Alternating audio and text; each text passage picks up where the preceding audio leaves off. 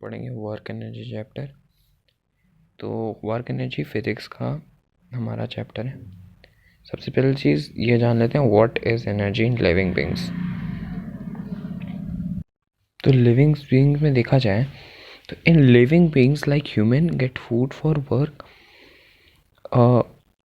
which give energy, or in plants get sunlight for photosynthesis is which gives energy। देखो कुछ नहीं है living beings में, जैसे हम फूड गेन करते हैं, वर्क करते हैं, वर्क कब करवाते हैं? जब हमें फूड मिलता है।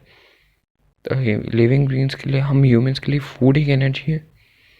और फोटोसिंथेसिस, प्लांट जो होते हैं फोटोसिंथेसिस करते हैं सनलाइट के थ्रू, और सनलाइट फिर एक एनर्जी है। तो हमारे लिए एनर्जी वो है जिसके ज़रिए हम काम कर सकते हैं। तो what is work and energy in physics? Concept of work को पढ़ते हैं कि कॉन्सेप्ट ऑफ वर्क क्या कहते हैं। इन लिविंग बीइंग और लेमन लैंग्वेज, मतलब लिविंग बीइंग की लैंग्वेज या लेमन लैंग्वेज। लेमन लैंग्वेज तुम सर्च कर सकते हो। इन लिविंग बीइंग और लेमन लैंग्वेज जो वर्ड वर्क मीन्स है, और फिजिकल है या तो मेंटल वर्क है। लेकिन फिजिक्स में ये कंडीशन ये नहीं होता सेम इधर। But in physics there are some conditions to be satisfied for work done. यहाँ कुछ कंडीशंस का रिक्वायरमेंट है वर्क डन के लिए।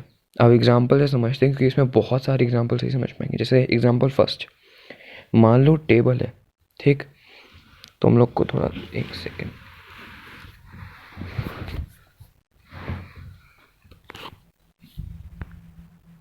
मान लो एक टेबल है, ठीक। इस पे बुक रखी है, इस पे बुक रखी है। ये जो है ये डायरेक्शन है, पुशिंग डायरेक्शन या फोर्स बोल सकते हो। ये फोर्स है, ठीक। उस फोर्स से इस बुक, मतलब इस पे फोर्स लग रहा है। यहाँ से कोई ऑब्जेक्ट है जिस पे फोर्स डाल रहा है, उससे फोर्स लगा, और यहाँ तुम्हारा इस डायरेक्शन में ये डिस्प्लेसमेंट हुआ, ठीक। दूसरा देख लेते हैं। दूसरा बहुत आसान है, ये तुम में से हर कोई जानता है। ये ट्री वाला, न्यूटन जी ने जो लॉज निकाले थे, ग्रेविटी जो निकाली थी न्यूटन जी ने, इसी तरीके से निकाली थी। अब इसमें देखो एप्पल क्या है, ज़मीन पे गिरता है, किस लिए? ये अर्थ ग्रेविटेशनल पुल से has cause the apple to fall. तो ये भी एक तरह का फोर्स हुआ। मतलब यहाँ ऊपर, मतलब ये जो ग्रेविटेशनल है, ये से नीचे की तरफ खींच रही थी, मतलब एक तरीके से ऊपर का फोर्स बोल सकते हैं हम। तो जो खींच रही थी और उसी में इसका डिस्प्लेसमेंट हुआ, तो वो भी वर्क डन ही हुआ, ठीक है। तो इससे थर्ड पर आते हैं। हाँ, अब देखो इधर, ये एक स्टोन है, ठीक। अब इतना बड़ा स्टोन है, एक आदमी इस पे फोर्स लगा रहा है कि उस साइड जाए, लेकिन ये फोर्स की वजह से मान लो डिस्प्लेसमेंट नहीं होता। जैसे there is no displacement, which means no work done. Work done तब होगा जब यहाँ से फोर्स लगे और यहाँ डिस्प्लेसमेंट हो, ठीक है। मतलब फोर्स यहाँ से लग रहा है, डिस्प्लेसमेंट यहाँ से हो रहा है। फोर्थ पर आते हैं। फोर्थ वाला वेट पर डिपेंड है। देखो, a man trying to taking up the bucket for which he applied a force on bucket, but weight, what the W means weight, also applying pressure due to which there is no movement, which means there is no work done। मतलब नहीं, यहाँ पर movement नहीं, displacement होगा। तो जहाँ displacement नहीं हो रही फोर्स की वजह से, जैसे यहाँ पर फोर्स तो लग रहा है पर ये अभी भी उसी डायरेक्शन में जा रहा है। अभी देख लो, कुली है। अब कुली, मतलब थोड़ी ड्राइंग अच्छी नहीं है, ठीक है, तो उस पर ध्यान मत दो, तुम लोग जो है उस पर ध्यान दो। अ कुली स्टैंडिंग एट अ प्लेस, और ही एग्जॉस्टेड नहीं, और carrying a load of carrying a load on his head, and he is exhausted, but because there is no displacement, so no work done, so there is no work done, ठीक है। तो बोला क्या है, normally अगर अपने sir पे लेकर इस चीज़ को खड़ा है तो हाँ एग्जॉस्टेड तो हो ही जाएगा, कोई भी होगा एग्जॉस्ट हो जाएगा। लेकिन मेन चीज़ क्या है? मेन चीज़ ये है कि यहाँ पर कोई डिस्प्लेसमेंट नहीं हुआ, तो क्या माना जाएगा कि भाई हम यहाँ सीधा सीधा बोल देंगे इधर कोई वर्क डन नहीं है। जहाँ फोर्स लगता है और फोर्स से डिस्प्लेसमेंट होता है, हम वहाँ बोलते हैं कि डिस्प्लेसमेंट होता है।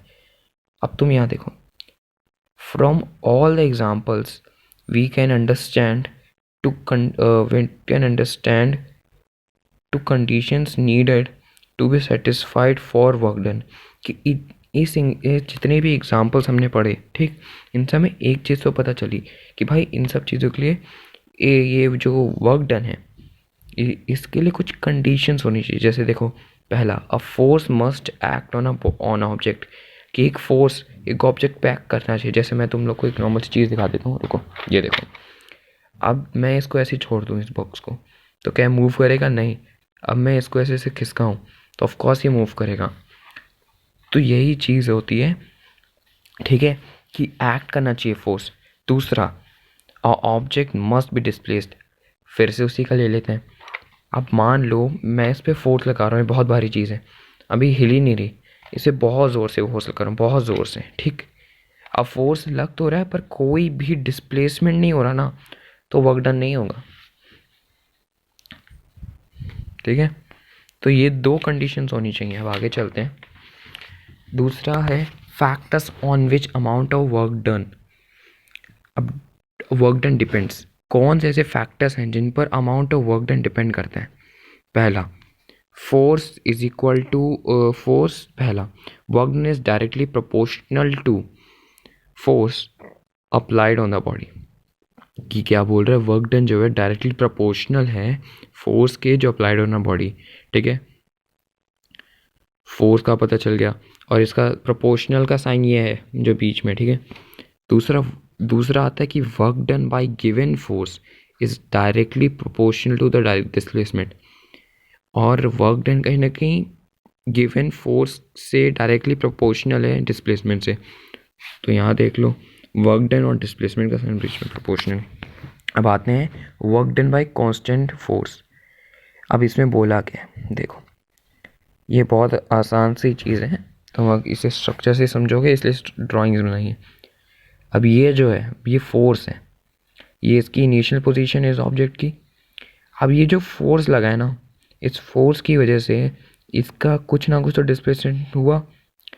अब अगर इसमें डिस्प्लेसमेंट हुआ तो ये देख लो फाइनल पोजीशन इसकी रहेगी, ये रहा डिस्प्लेसमेंट।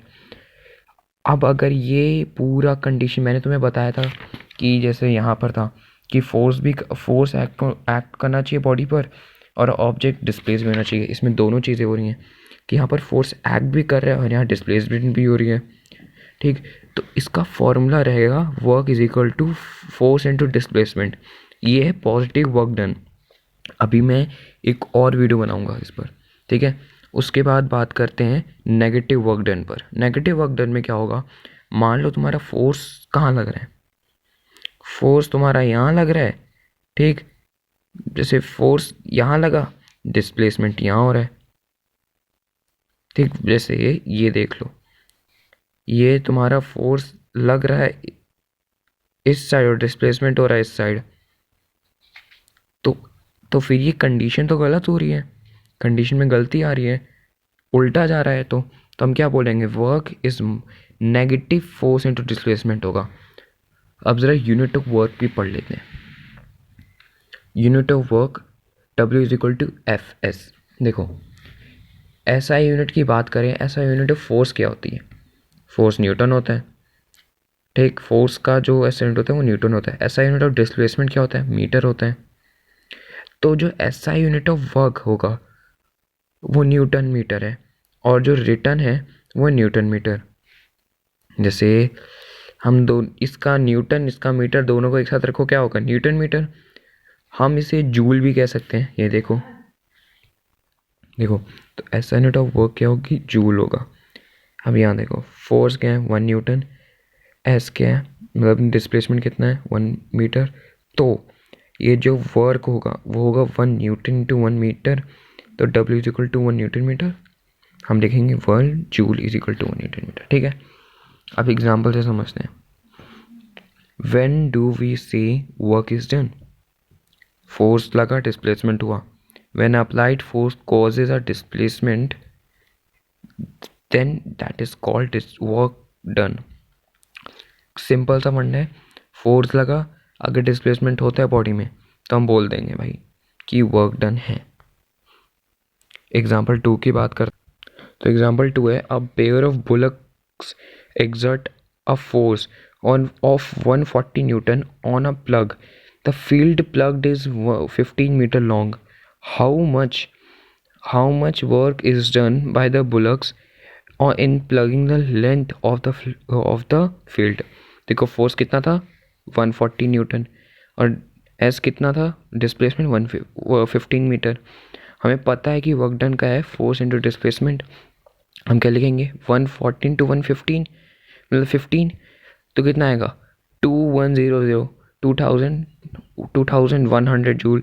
अब हमें ये, तुम ये देख लो कि हम के जूल भी लिख सकते हैं, 1000 को हम के भी लिखते हैं 1 के, तो हम क्या लिख सकते हैं 1 के जूल, तो हम क्या लिखेंगे W इज इक्वल टू 2.1 के joule, those the work done is 1 के जूल। तो आज का वीडियो यहीं ख़त्म होता है, अगला पार्ट इसका फिर से बनेगा, तो तुम लोग इसे प्रैक्टिस कर लो, मैं कोशिश करूँगा डिस्क्रिप्शन में डालने की, ठीक है। अगर नहीं डाल पाता हूँ तो तुम लोग सर्च करके देख लेना, और भी क्वेश्चन से मिल जाएंगे, ठीक है।